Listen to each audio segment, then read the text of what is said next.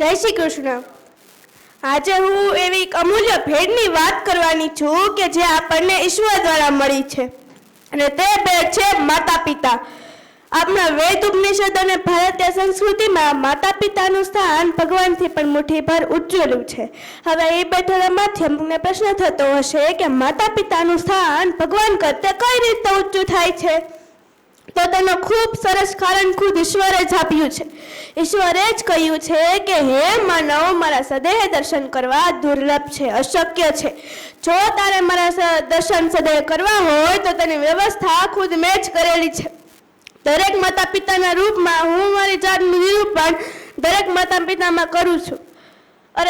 અને બીજું એ પણ કારણ ભગવાન આપણને સુખ અને દુઃખ બંને આપે છે।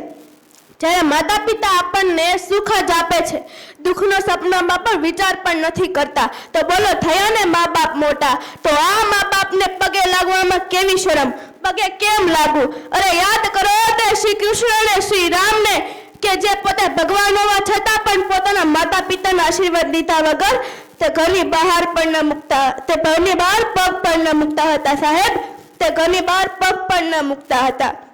અરે યાદ કરો તે બાળ સ્વરૂપ ગજાનનને કે આજે તે માતા પિતાના પરિક્રમા કરી તો તે આજે ઘરે ઘરે પૂજવા લાગ્યા છે સાહેબ, તે આજે ઘરે ઘરે પૂજવા લાગ્યા છે। તો આ છે માતા પિતાનું પૂજનનું મહત્વ। વેદોમાં કહ્યું છે કે મા બાપથી મોટું આ દુનિયામાં કોઈ નથી। મારે બહેનોને ખાસ કહેવું છે કે માતા પિતાનો મતલબ આપણને જન્મ આપતા તો ખરા જ, પણ આપણા જીવન સાથીના માતા પિતા એટલે કે આપણા સાસુ સસરા, એમને પણ આપણે એટલું જ માન સન્માન આપવું જોઈએ જેટલું આપણે આપણા માતા પિતાને આપીએ છીએ। તો જ ઈશ્વર આપણી પ્રાર્થના સાંભળશે। જો તમારી પ્રાર્થના ઈશ્વર સાંભળશે તો તમારે તે માનવાનું છે કે આપણો પ્રયાસ સફળ રહ્યો સાહેબ, આપણો પ્રયાસ સફળ રહ્યો।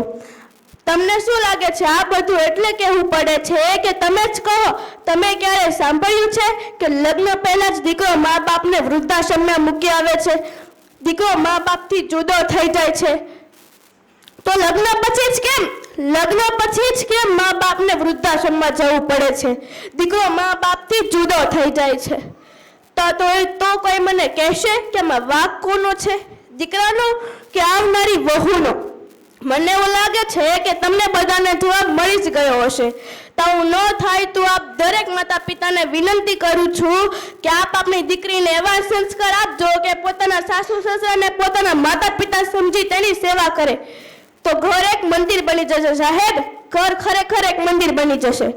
नहीं तो आजकल समय में लाइव જોવા મળે છે कि माँ बाप की जिंदगी गुजर जाती है, बच्चों की जिंदगी बनाने में माँ बाप की जिंदगी गुजर जाती है बच्चों की जिंदगी बनाने में, और बच्चे बड़े होकर ये कहते हैं my wife is my life, my wife is my life. अरे याद करो,